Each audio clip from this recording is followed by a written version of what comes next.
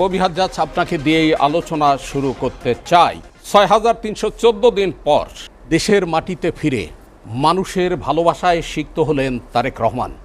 তার দেশে ফেরা এবং তাকে ঘিরে মানুষের যে ব্যাপক প্রত্যাশা, মানুষের যে আকাঙ্ক্ষা, এই দুইটার আপনি মূল্যায়ন করবেন কিভাবে? জি, আপনাকে অসংখ্য ধন্যবাদ। আপনার সাথে বিজ্ঞ সমালোচক যারা আছেন, সালাউদ্দিন ভাই, মাসুদ কামাল ভাই, দুজনে আমার শ্রদ্ধেয়, তাদেরকে এবং এসএ টিভির সকল দর্শক আমার সালাম এবং শুভেচ্ছা।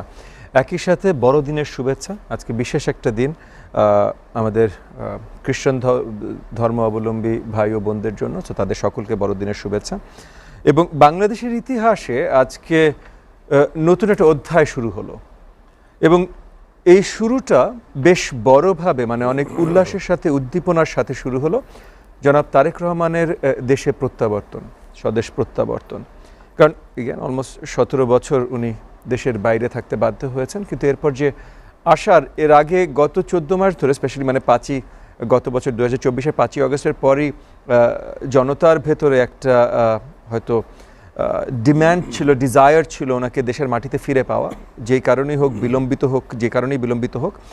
আজকে উনি যখন এসেছেন, আমরা পরিষ্কারভাবে দেখেছি দেশের মানুষের ভালোবাসা, তার জন্য যে মানে একদম জোয়ার, কি বিশাল জোয়ার, বাঁধ ভেঙে পড়া জোয়ারের যে ভালোবাসা, সেটা আমরা আজকে দেখেছি। আমি নিজে আজকে স্টেজে উপস্থিত ছিলাম। স্টেজে যেতে আমার ঘণ্টাখানেকের ঊর্ধ্বে লেগেছে, এবং আমি স্টেজে গেছি সকাল 11টার দিকে।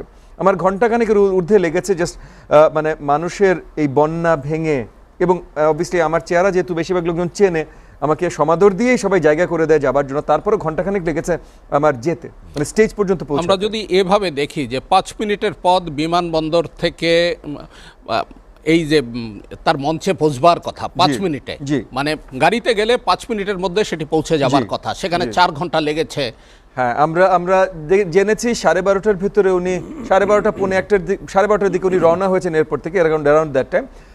অলমোস্ট 4টা বাজে যখন উনি স্টেজে উঠলেন, সঠিক 4টা বাজে, এর ভেতরে কিন্তু জনতার ভেতরে, এর ভেতরেও মানে এই এত বিশাল সময় আমরা স্টেজ থেকে যত মানুষ দেখতে পাচ্ছিলাম, সেখানে হয়তো লক্ষাধিক মানুষ দেখতে পাচ্ছিলাম, তাদের কারোর ভেতরে ক্লান্তি দেখছিলাম না, মানে ওই যে উদ্দীপনাটা ছিল। এবং এটা বিশেষভাবে গুরুত্বপূর্ণ, কারণ আমরা যে সংকীর্ণ একটা মুহূর্তে এসেছি দেশের ইতিহাসে, যেই ধরনের হত্যাকাণ্ড থেকে শুরু করে সব অরাজকতা চলছে, আমাদের ওসমান হাদির যে মর্মান্তিক হত্যাকাণ্ড, এবং আমি বলবো যে এর থেকে হয়তো আরও মর্মান্তিক একটা হত্যাকাণ্ড হয়েছে একজন নিরীহ মানুষকে, মানে ওসমান হাদি নিরীহ ছিল না সেটা বলছি না, বাট আমরা ওসমান, আমি বা আমরা যারা রাজনৈতিক কর্মী আছি, আমরা কিন্তু কিছু দূর আমরা জেনে শুনে নামি যে আমরা বড় কিছু করতে চেষ্টা করছি, সেটার জন্য কিছু আঘাত হয়তো আসতে পারে। একই সাথে ওসমানেরটা আরও স্পেশাল, মানে কারণ ওসমান হাদির উপরে অনেক পুরনো থ্রেটস ছিল, সেগুলো সরকারকে জানানো হয়েছিল, কিছু করে নাই।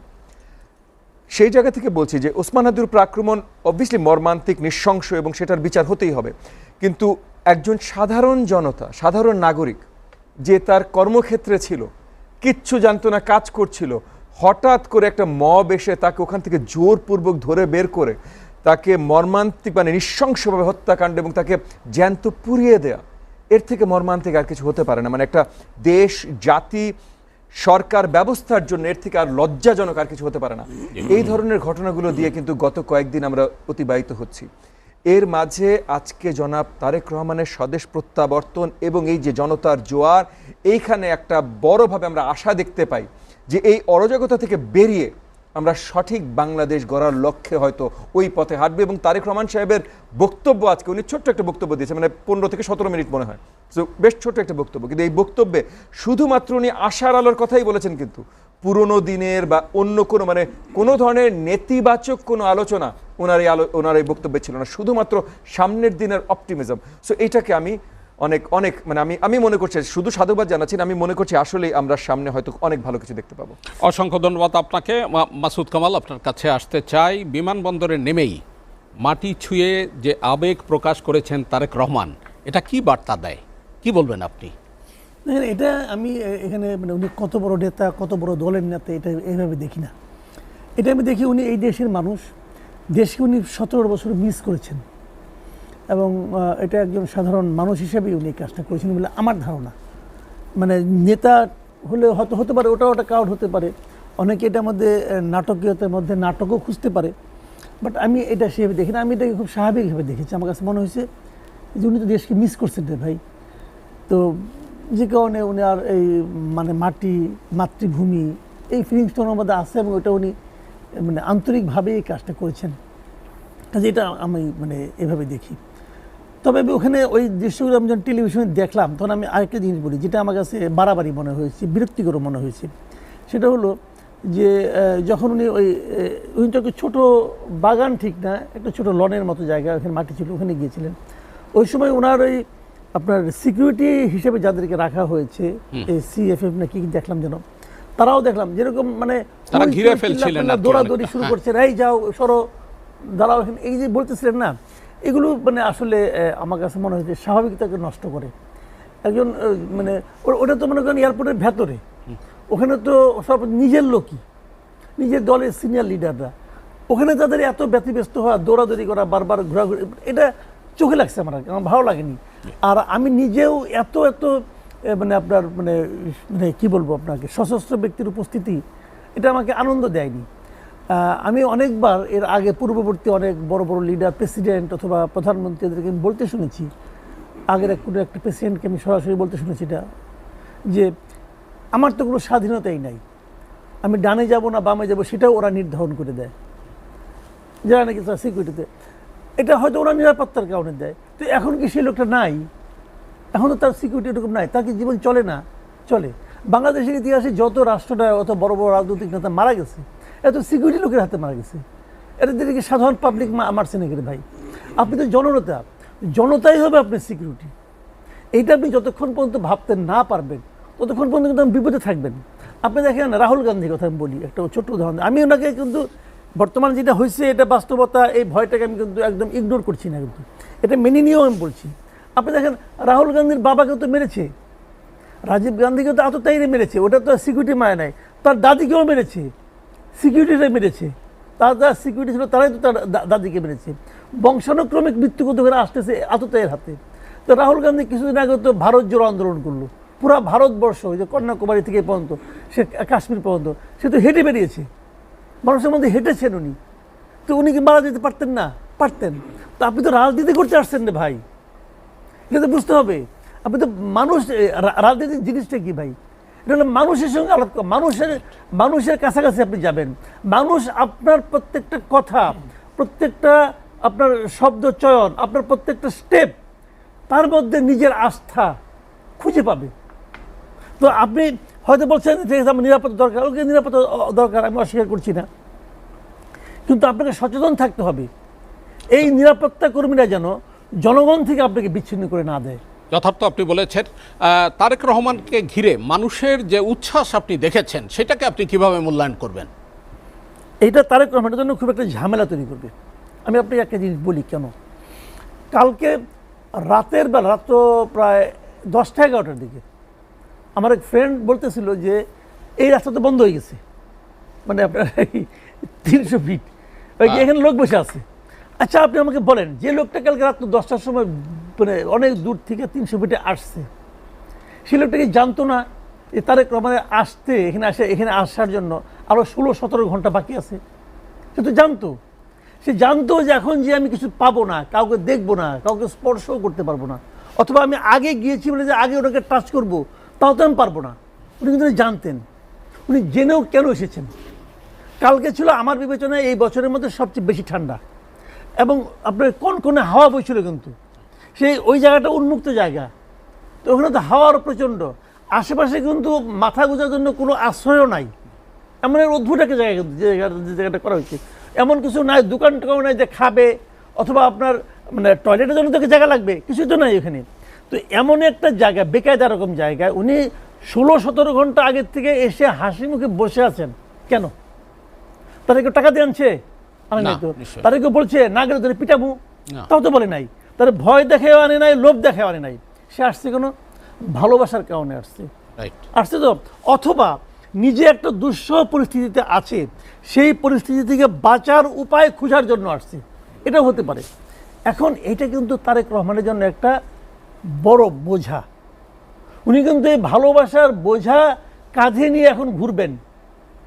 এটাকে উনি কতদিন কিভাবে বহন করতে পারবেন অথবা কিভাবে এটার প্রতিদান দিতে পারবেন, তার উপর নির্ভর করবে ওনার রাজনৈতিক ভবিষ্যৎ।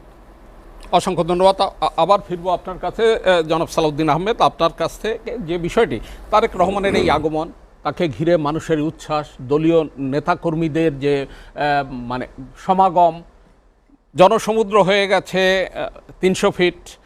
তো এই বাস্তবতায় আমাদের ববি হাজ্জাজ যে কথাটা বললেন, অরাজকতা থেকে বেরিয়ে আসবার একটা দিক নির্দেশনা রয়েছেন তারেক রহমানের বক্তব্যে। আপনি কি মনে করেন এই অস্থির সময়ে তারেক রহমানের আগমনে দেশে স্বস্তি ফিরবে? ধন্যবাদ আপনাকে। আসলে তারেক রহমান আমাদের এই দেশেরই সন্তান এবং সেই সময়ের রাষ্ট্রপতি আমাদের রাষ্ট্রপতির ছেলে এবং তিনবারের প্রধানমন্ত্রী বেগম খালেদা জিয়া তার সন্তান। সুতরাং সে বাংলাদেশ জাতীয়তাবাদী দলের ভারপ্রাপ্ত চেয়ারম্যান। আজকে আমাদের যে স্বাধীনতার ঘোষক আমাদের জিয়াউর রহমান সাহেব এবং তৎকালীন সময়ের তিনি প্রেসিডেন্ট, এবং তার পরে আমাদের বেগম খালেদা জিয়া তিনবারের তিনি প্রধানমন্ত্রী। তো তার একমাত্র সুযোগ্য সন্তান, তারা 2 ভাই ছিল, 1 ভাই চলে গেছে, আর 1 ভাই।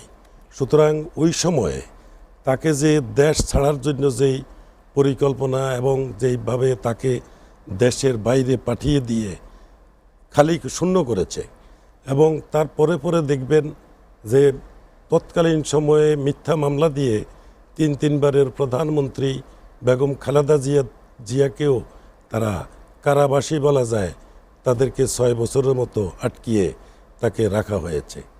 তো আসলে যদিও আমরা ব্যবসায়ী মানুষ, আমরা দূর থেকে দেখছি এবং শুনছি, তখন করার কিছু ছিল না। কিন্তু আসলে যদি আপনি এটা চিন্তা করতে হলে দেখা যায় যে একটা মিথ্যা মামলা দিয়ে, অযথা হয়রানিমূলক মামলা দিয়ে এই ধরনের জনগণের যেই পার্টির যেই তাকে নিরুৎসাহিত করার জন্য সেটা করা হয়েছে। আজকে যেই 17-18 বছর যে তারেক জিয়া যে আসতে পারে নাই, সে নির্বাসনে ছিল। তো আজকে আমাদের এই বড়দিন, আজকে খ্রিস্ট ধর্মের বড়দিন, এবং এই দিনে আজকে তার আগমন হয়েছে 17 বা 17 বছরের পরে। তো সেই জন্য আজকে তিনি আসার পরে আমাদের ঢাকাতে যেভাবে ওনাকে সম্বর্ধনা দেওয়া হয়েছে এবং লক্ষ লক্ষ লোকের সমাগম হয়েছে, এটা হলো তাকে একটা জাতীয়তাবাদী দলের নেতা হিসাবে তার প্রতি ভালোবাসার বহিঃপ্রকাশ। অনেকেই আসছে কাল থেকেই, অনেকে সে রাস্তা দখল করে তাকে অভ্যর্থনা জানানোর জন্য কালক্ষেপণ করেছে, বসছে। তো সেইটা বহিঃপ্রকাশ হিসাবে আমরা মনে করি। অন্যদিকে আজকে তারেক রহমান সাহেবের যেই বক্তব্য আমরা শুনেছি, আমি কিন্তু আগেই বলবো যে আমি অরিজিনালি রাজনীতিবিদ না, রাজনীতি করি না।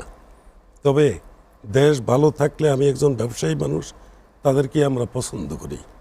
তো সেই সুবাদে বলতে গেলে তারেক রহমান যে আজকে তার সংক্ষিপ্ত বক্তব্যে তিনি যে কথাটা বলেছেন, সেটা যদি বাস্তবায়ন করতে হয়, সকলের অংশগ্রহণ এবং সকলের সহযোগিতার মাধ্যমেই সেটা করা সম্ভব।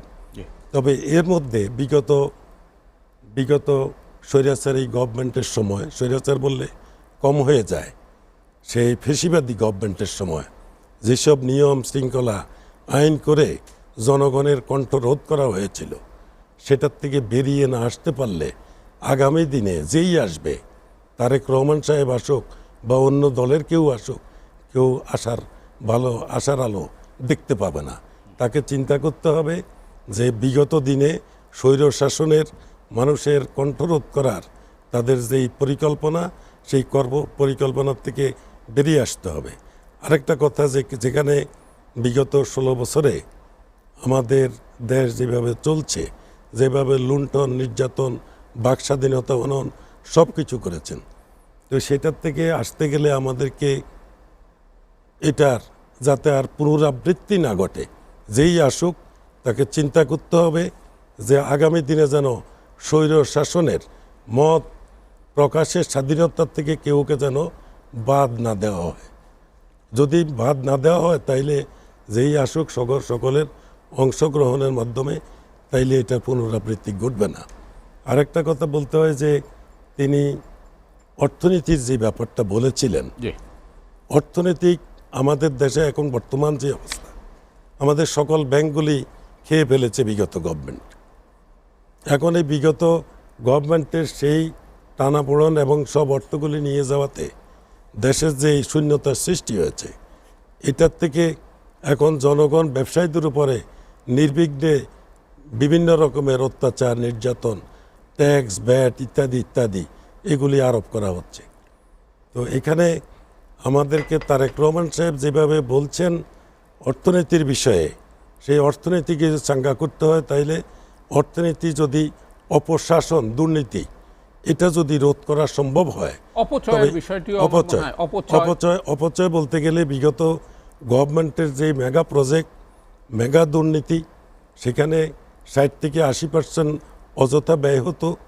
তাইলে আমরা যদি আগামীতে যেই সরকার গঠন করবে তাদেরকে যদি ওই জায়গা থেকে তারা অপচয় রোধ করে, দুর্বৃত্তায়ন রোধ করে যদি দেশ পরিচালনা করে, তবেই আমাদের যেই অর্থনৈতিক সমৃদ্ধি আমরা ঠিকই অর্জন করা সম্ভব হবে।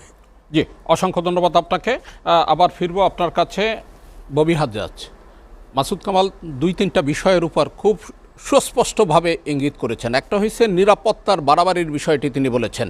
আপনি যদি ওই বিষয়টাও একটু বলেন, বিমানবন্দরে নেমে মাটি ছুঁয়ে যে আবেগের প্রকাশ ঘটেছে, এই বিষয়টাকে আপনি কিভাবে মূল্যায়ন করবেন? আমি কিছুক্ষণ আগে মানে আপনার এই শোতে আসার কিছুক্ষণ আগে এটা সম্বন্ধে শুনেছি, আমার দেখার সুযোগ হয়নি। বিকজ আমরা যখন আপনাকে একটু আগেই বলছিলাম ওই যে 11টা থেকে 4টার সময় তো উনি আসলেন, আমরা বেরোতে 5টা, তারপর আরও কিছু কাজ ছিল। সো এবং ওখানে ওই 300 ফিটে যখন আমরা ছিলাম ইন্টারনেটের কিছু ছিল না, মানে ফোনের কোনো নেটওয়ার্ক ছিল না, সো আমরা কিছুই দেখিনি। সো আমি পুরো ঘটনাটা জানি না। আমি যেটা শুনেছি কিছুক্ষণ আগে যে জনাব তারেক রহমান এয়ারপোর্টে অবতরণের পর উনি জুতো মুজো খুলে মাটিতে একটু হাঁটাচলা করেছেন, মাটি হাতে নিয়ে। আমি দেখিনি, আমি জাস্ট কথাটা শুনেছি, মাটি হাতে নিয়েছেন। সো এটা তো আমি স্বাভাবিকভাবে মনে হয় যে ওনার জায়গায় আমি নেই অবভিয়াসলি, মানে 17 বছর নিজের দেশের মাটিতে পা রাখতে না পারা, নিজের দেশে পদার্পণ করতে না পারা, এটা কতখানি কষ্ট, এটা আসলে ওনার জায়গায় না গিয়ে বোঝা যাবে না। আমি গত স্বৈরাচারী সরকার আমাকে দেশ থেকে বিতাড়িত করেছিল, তবে আমি 2 মাসের বেশি, মানে 2 মাস পরই আমি আবার ফেরত আসতে পেরেছিলাম। ওই 2 মাস আমার উপরে যা গেছিল সেটা আমি জানি। সো 2 মাস আর 17 বছর, এবার চিন্তা করেন। সো তার ভেতর দিয়ে কী গেছে এবং সে যে আনন্দটা নিশ্চয়ই বোধ করেছে। আর ওখানে সিকিউরিটি কর্ডন কী ছিল না ছিল, যেহেতু আমি ভিডিও দেখিনি, কিছুই দেখিনি, সো ওটা নিয়ে আমি আসলে খুব বেশি আলোচনা করতে পারছি না। তবে সিকিউরিটির যে জিনিসটা ছিল, প্রথমত অবভিয়াসলি অত্যন্ত গুরুত্বপূর্ণ ওনার সিকিউরিটি, এটা নিয়ে আমরা এর আগে অনেক আলোচনা করেছি। ওনার আসা বিলম্বিত হওয়া, এগুলো নিয়েও কিন্তু সিকিউরিটি নিয়ে অনেক আলোচনা হয়েছে। এবং একটা জিনিস আমি অনেক জায়গায় বলেছি, আমি জানি না আপনার এই ফোরামে এসে বলেছি কিনা, বাট আমি নিজেও অনেক জায়গায় আলোচনা করেছি যে বাংলাদেশের জন্য, মানে জাতির জন্য জনাব তারেক রহমান এখন অত্যন্ত গুরুত্বপূর্ণ। মানে উনি ব্যক্তি হিসেবে ভালো মন্দ খারাপ, এই করবে সেই করবে, এসব পরে, এবং ভালো আমরা বিশ্বাস করি, আমরা চাই ভালো, উনি ভালো কাজ করবেন। আমি পার্সোনালি বিশ্বাস করি ওনার নেতৃত্বে আমরা জোটে আছি, নির্বাচনে যাচ্ছি, সো নিশ্চয়ই আমি বিশ্বাস করি উনি ভালো করবেন। সেগুলো ভিন্ন জায়গায়, কিন্তু উনি এগুলো যদি কিছু নাও থাকে তবুও উনি গুরুত্বপূর্ণ, কারণ এখন দেশের একটা ইউনিটি দরকার, এবং এই ইউনিটিটা নির্বাচনে একটা নেতৃত্বের পিছে আসতে হবে। যেই নেতৃত্বের পিছে আসতে পারে এমন একমাত্র নেতা এখন দাঁড়ানো আছেন হলো জনাব তারেক রহমান, একমাত্র। মানে বেগম খালেদা জিয়া অসুস্থ, অন্য কোনো দল নেই যেই দল উনার দলের মতো, মানে ওই মাপকাঠির দল, ওই রকম বিস্তার, এরকম অন্য কোনো দল নেই। এবং এই দলের, মানে বাংলাদেশ জাতীয়তাবাদী দলের একমাত্র নেতৃত্ব স্থানীয় জায়গা, মানে নেতৃত্ব দেবার মতো জায়গা আছে জনাব তারেক রহমান। সো ব্যক্তি জনাব তারেক রহমান, উনি এমনি ব্যক্তি কেমন কি এটা ইররেলেভেন্ট, জাস্ট তারেক রহমান সাহেব উনি বাংলাদেশের জন্য, জাতির জন্য অত্যন্ত গুরুত্বপূর্ণ। সো উনি যেন সুস্থ সবল থাকেন, উনার উপরে যেন কোনো ধরনের আক্রমণ আসতে না পারে, এটা দেশ জাতির ভবিষ্যতের জন্য গুরুত্বপূর্ণ। এই নির্বাচন এবং নির্বাচনের পরের সরকারের জন্য গুরুত্বপূর্ণ। সো এইখানে এই যে বেস্টন ছিল আপনার নিরাপত্তা, আমরা দেখেছি র্যাব, পুলিশ সব কিছু। আমি যেখানে ছিলাম মানে স্টেজ, ওই 300 ফিটের স্টেজ থেকে যতদূর আমি দেখেছি, আমার কাছে মনে হয়েছে, অ্যাটলিস্ট আমার কাছে মনে হয়েছে, এগেন আমি কাউকে দোষারোপ করতে চাই, কিন্তু আমার কাছে মনে হয়েছে যে আমাদের আইন শৃঙ্খলা বাহিনীর প্রিপারেশন আরও ভালো হওয়া প্রয়োজন ছিল। যেমন একটা ছোট্ট একটা জিনিস বলি, মানে জিনিসটা শুনতে ছোট মনে হতে পারে, এটা অনেক বিশাল একটা ব্যাপার, যে 300 ফিটে বড় রাস্তা এবং তারপর বড় রাস্তার পাশে 2টা ফিডার রোড। পুরো আয়োজনটা করা হয়েছিল যে জনাব তারেক রহমানের গাড়ির বহর ফিডার রোড দিয়ে আসবে। সো মেইন 300 ফিটের রাস্তায় লক্ষ লক্ষ জনতার ভিড়, ফিডার রোডটায় অনেক ভিড়, বাট খালি রাখা হয়েছে যে গাড়িগুলো আসবে। সো কিছু ভিড় মানে একটু ফেটে পড়েছে, বাট একটু খালি ছিল। ওভারপাস থেকে নামার পর, মানে এয়ারপোর্ট রোড থেকে ওভারপাস থেকে যে 300 ফিটে উঠে, ওভারপাস থেকে নামার পর এসএসএফ এবং সিএসএফ সিকিউরিটি দিচ্ছিল। সো গাড়ির ইনচার্জ, বহরের ইনচার্জ তারা ছিল, তারা আপনার ফিডার রোডে না যেয়ে মেইন রোডে উঠেছে। এখন আপনি বুঝেন যেই রাস্তাটা খালি রাখা গাড়ি বহরের জন্য, এখানে খালি রাখা মানে কি, মানে সিকিউরিটির অ্যারেঞ্জমেন্ট ওইভাবে। সো খালি রাখা গাড়ি বহরের জন্য সেই রাস্তায় না এসে, যেই রাস্তায় সেট করা না এবং লক্ষ জনতার ভিড়, সেই রাস্তায় সিএসএফ এসএসএফ এর সিকিউরিটি তাকে ওই জায়গা দিয়ে নিয়ে এসে পুরো গাড়ির বহর। এখন এখানে আল্লাহর অশেষ রহমত এবং জনাব তারেক রহমানের প্রতি দেশবাসীর ভালোবাসা, যে তবুও হয়তো 2 ঘন্টার জায়গায় 4 ঘন্টা লেগেছে আসতে, কিন্তু উনি সঠিকভাবে সুস্থভাবে পৌঁছেছেন, বক্তব্য রেখেছেন, তারপর হাসপাতালে গেছেন বেগম খালেদা জিয়াকে দেখতে। কিন্তু এইটা কিন্তু মানে সিম্পল ফ্ল মনে হতে পারে যে মানে এক রাস্তায় না যে আরেক রাস্তায় গেছে, বাট আপনি চিন্তা করেন যে সিকিউরিটি অ্যাঙ্গেল থেকে যদি আপনি দেখেন, এটা কত বিশাল একটা ফ্ল না, সত্যি। সো এই জায়গাগুলো মানে আমার মনে হয় আইন শৃঙ্খলা বাহিনীগুলো তাদের কাজে আরো বেশি মনোযোগী হওয়া, স্পেশালি এমন একটা ব্যক্তির সিকিউরিটিতে যার সিকিউরিটির উপরে দেশের ভারসাম্য এখন কিন্তু নির্ভর করছে।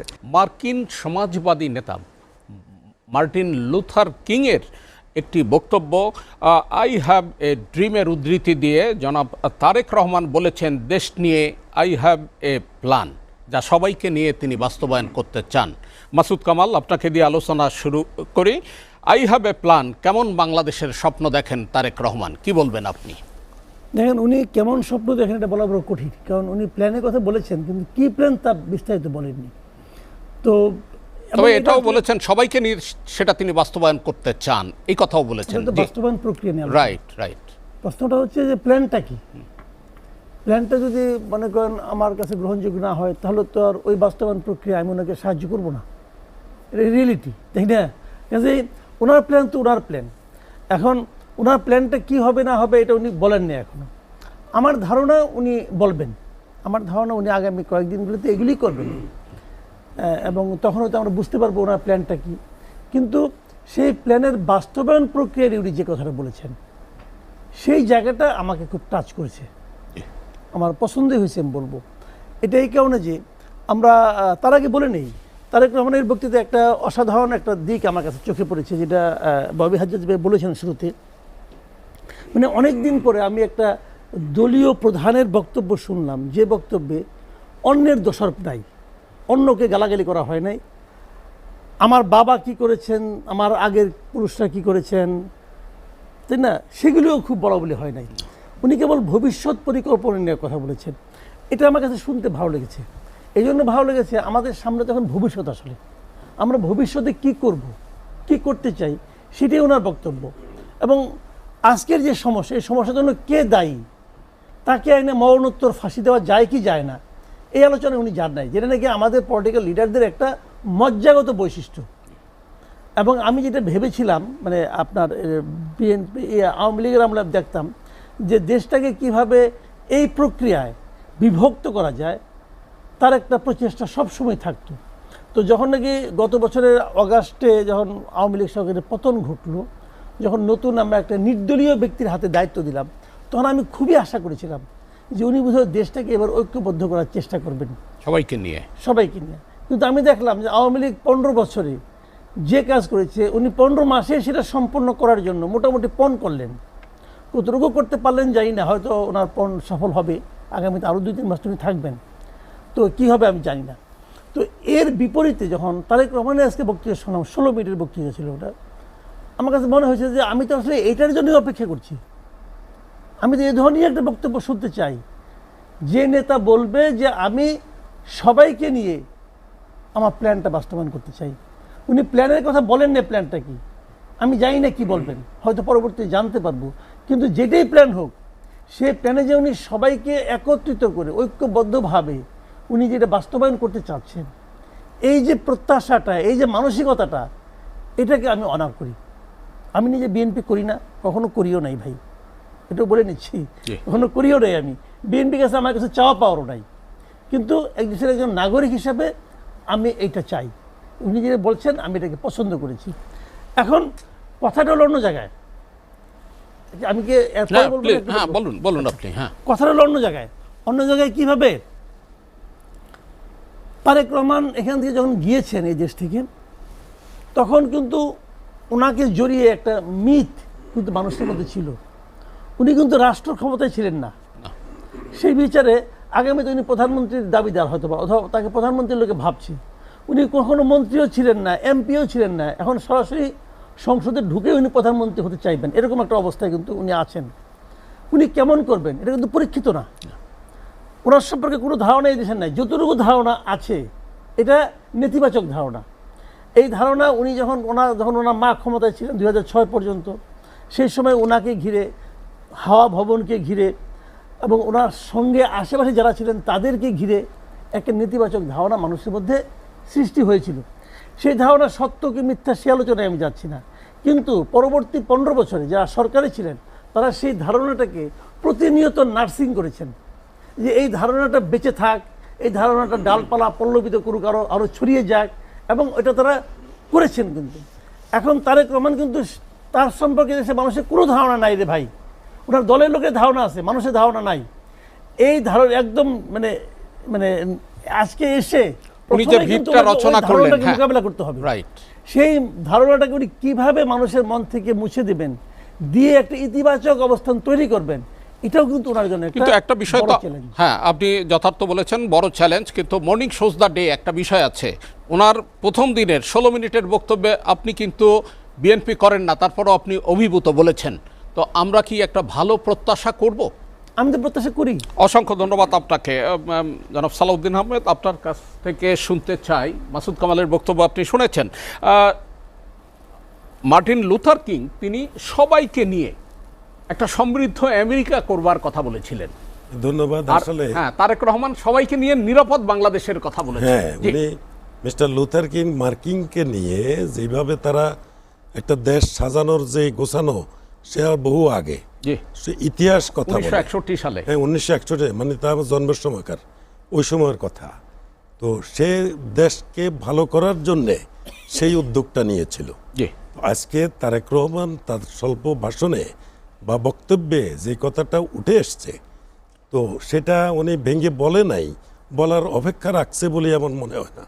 তার কারণ হলো নিশ্চয়ই দেশের ভালোর জন্য বাংলাদেশকে সার্বভৌম দেশ হিসাবে চিহ্নিত করার জন্য, বিশ্বের দরবারে এটাকে সেইভাবে তৈরি করার জন্য উনি একটা বিশেষ পরিকল্পনা ওনার আছে।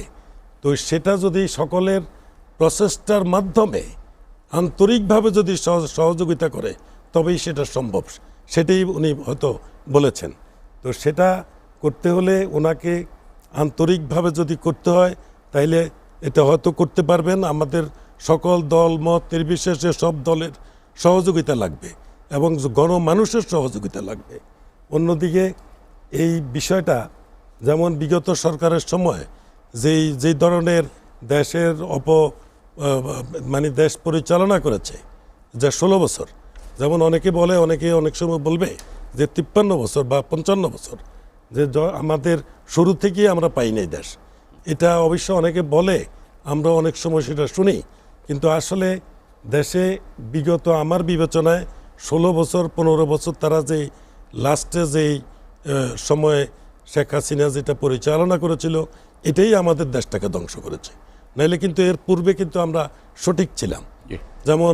যেমন তখন জিয়াউর রহমানের সাহেবের সময়, তার আগে বঙ্গবন্ধু শেখ মুজিবুর রহমানের সময়, তারা স্বল্প সময়ের জন্য এসছে। তারপরে আমাদের জিয়াউর রহমান সাহেবের পরে এরশাদ সাহেব, তিনি 7,000 কোটি টাকার বাজেটে দেশকে আমরা রূপকার হিসেবে চিহ্নিত হয়েছিলেন। তারপরে বেগম খালেদা জিয়া, তিনি 15,000 কোটি থেকে 18,000 কোটি। তারপরে লাস্টে যখন উনি 6-8-এ যায় তখনও 46,000 কোটি টাকায় তিনি দেশ পরিচালনা করেছেন। তো সুতরাং আজকে যে তারেক রহমান সাহেব যেটা বলছে যে এটা বাস্তবায়ন সম্ভব, তবে আমাদেরকে সেই মানসিকতা নিয়ে আমাদেরকে চলতে হবে। এবং যারা প্রশাসনে আছে, বিভিন্ন প্রশাসনে আইনশৃঙ্খলার থেকে শুরু করে সকলকে একযোগে কাজ করতে হবে। এক মন মানসিকতা নিয়ে যদি তারা এগিয়ে যায় তবেই সেটা বাস্তবায়ন করা সম্ভব। যেমন আরেকটা কথা বলার অপেক্ষা রাখে না, যেখানে 46,000 কোটি টাকা বোধহয় বিএনপি খালেদা জিয়া যখন যায় বাজেট ছিল 44 বা 50 এরকম, আর সেই বাজেটটা এই গত 16 বছরে 15 বছরে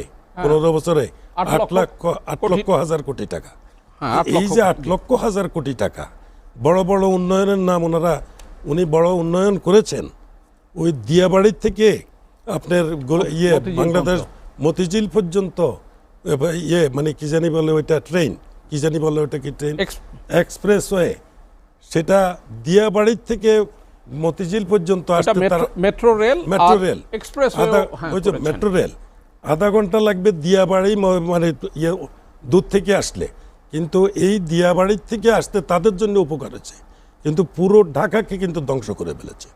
ঢাকা বিভিন্ন মহল্লাগুলি ধ্বংস। তো সুতরাং উন্নয়ন করতে গেলে উন্নয়নের সেই আগের থেকে রূপরেখা চিহ্নিত করতে হবে, যে জনভোগান্তির সৃষ্টি না হয়। এখন শুধু একটা এলাকাকে মানে সুবিধা দিতে যেয়ে পুরো ঢাকাকে ধ্বংস করে দেয়া, তা কিন্তু উন্নয়ন এটাকে বলা যায় না।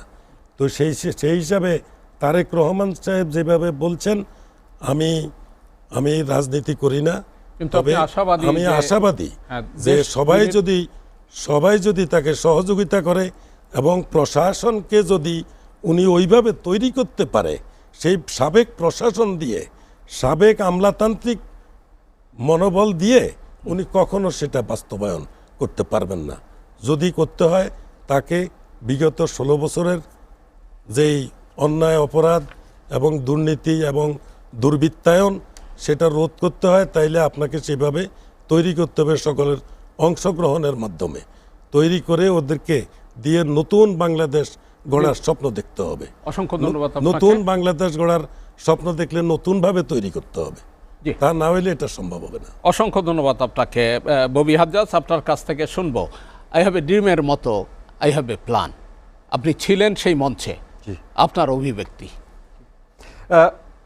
মার্টিন লুথার কিংয়ের সেই famous I have a dream স্পিচটা আসলে ছিল আব্রাহাম লিঙ্কনের সেই তারও 100 বছর আগের ইতিহাসকে যদি আমরা সামনে টেনে নিয়ে আনতে চাই, তার স্পিচটার আসলে বৈশিষ্ট্য ছিল হলো যে তার স্বপ্ন ছিল যে যেই বিশ্বাস নিয়ে আমেরিকার দেশটি তৈরি হয়েছে, যে in all man R created equal, এই বিশ্বাসটার বাস্তবায়ন উনি দেখে যেতে পারবেন, এটা ওনার স্বপ্ন ছিল। আজকে জনাব তারেক রহমান যে কথাটা বলেছেন, এটার একটু ব্যাকগ্রাউন্ড আছে, হয়তো ওনার স্পিচে এই ব্যাকগ্রাউন্ডটা ফুটে ওঠেনি। সো আমি যেহেতু ওই ব্যাকগ্রাউন্ডের সাথে আমি খুব অতপ্রতভাবে পরিচিত, তার জন্য আমি আপনাকে আর একটু ভালো করে জানাই। গত 8 থেকে 10 মাস, আপনি 31 দফার কথা বলবেন না, আমি 31 দফার পরের কথা বলবো। 31 দফা আমরা 2.5 বছর আগে দিয়েছি। গত 8 থেকে 10 মাস জনাব তারেক রহমানের ওনার ইনস্ট্রাকশনস এবং ওনার নেতৃত্বে বাংলাদেশের প্রত্যেকটা সেক্টরে, মানে health sector, transportation sector, education sector, judiciary, প্রত্যেকটা সেক্টরে বিশালভাবে, এই যে যেমন আপনার এই যে আমাদের ওই যে এতগুলো কমিশন তৈরি হলো না, কমিশন বরাবর রিপোর্ট দিল অন্তর্বর্তীকালীন সরকার যে কমিশন করলো, হ্যাঁ, এই কমিশন আমি মনে করি অ্যাটলিস্ট, কারণ যতদূর আমি দেখেছি কয়েকটা ওনার এই কয়েকটা কার্যকলাপের সাথে আমি নিজে যেহেতু দু একটার সাথে আমি জড়িত ছিলাম, সেহেতু আমি বলছি যে বাংলাদেশে এবং গ্লোবালি এনআরবিরাও যারা আছেন এবং বাংলাদেশে যারা আছেন অবস্থান করছেন, টপ এক্সপার্টসদেরকে নিয়ে উনি প্যানেল তৈরি করেছেন। এটা 8 থেকে 10 মাস আগের কথা বলছি। প্যানেল তৈরি করেছেন এবং গত 8 থেকে 10 মাস ধরে তাদেরকে ক্ষমতায়ন করে তৈরি করা হয়েছে প্ল্যানস, প্রত্যেকটা সেক্টরের ডেভেলপমেন্ট কীভাবে করা যেতে পারে।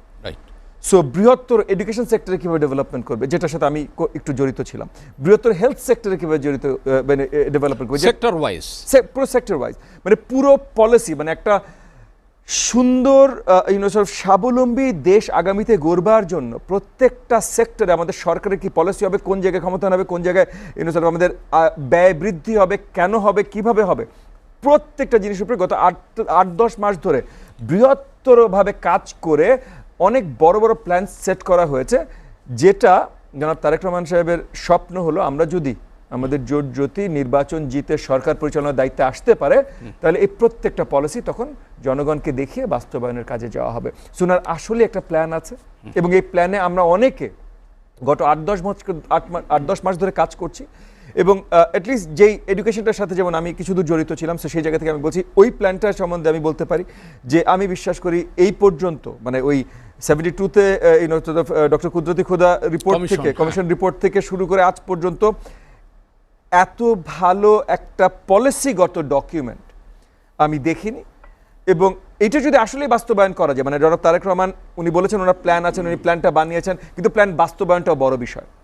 সো যদি বাস্তবায়ন উনি নেতৃত্ব দিয়ে করতে পারেন তাহলে আমি মনে করি আসলে এই যে ওনার যে প্ল্যান এইটা বাস্তবায়ন হলে ওই মার্টিন লুথার কিং এর স্বপ্ন বাস্তবায়নের থেকে আরো বড় কিছু হবে বাংলাদেশের জন্য। অসংখ্য ধন্যবাদ আপনাকে মাসুদ কামাল। আপনি কি বলবেন এই আলোকে? সেক্টর ওয়াইজ তারেক রহমানের একটা ভিশনারি পরিকল্পনা রয়েছেন, যে কথা বললেন ববি হাজ্জাজ, এই ধরনের কাজ অতীতে কখনো খুব একটা হয়নি। তো এই পরিকল্পনাই যদি তার পরিকল্পনা হয় সেই ক্ষেত্রে আপনার অভিব্যক্তি কি? না, এই পরিকল্পনাটা মানে ওনার একটি যখন পড়েছি, পড়েছি ভালো, মানে নতুন কিছু চিন্তা ওখানে আছে যেগুলো নাকি আমাদের দেশে আগে কখনো পলিটিক্যাল পার্টিগুলো চিন্তা করেনি অথবা চিন্তা করার প্রয়োজন মনে করেনি, বাট ওনারা করেছেন, অনেক আগের থেকে করেছেন। সমস্যাটা কোথায় সেটা আমি বলি আপনাকে। সমস্যাটা হলো ড্রাইভার খুব ভালো কিন্তু গাড়িতে ঝামেলা আছে। যদি এমন হয় সেই গাড়ি লং ড্রাইভে যে কী করবে বলা বড় কঠিন, ঠিক আছে?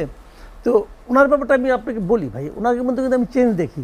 আমি তো দেখে দেখতে তো বুড়া হই নাই, মানে এগুলি দেখে দেখে বুড়া হয়েছি আর কি আসলে। তো ওনার সেই 2000 আমি 91 সাল থেকে আমি তার আগে থেকে আমি সাংবাদিকতা করি, আপনি জানেন এটা।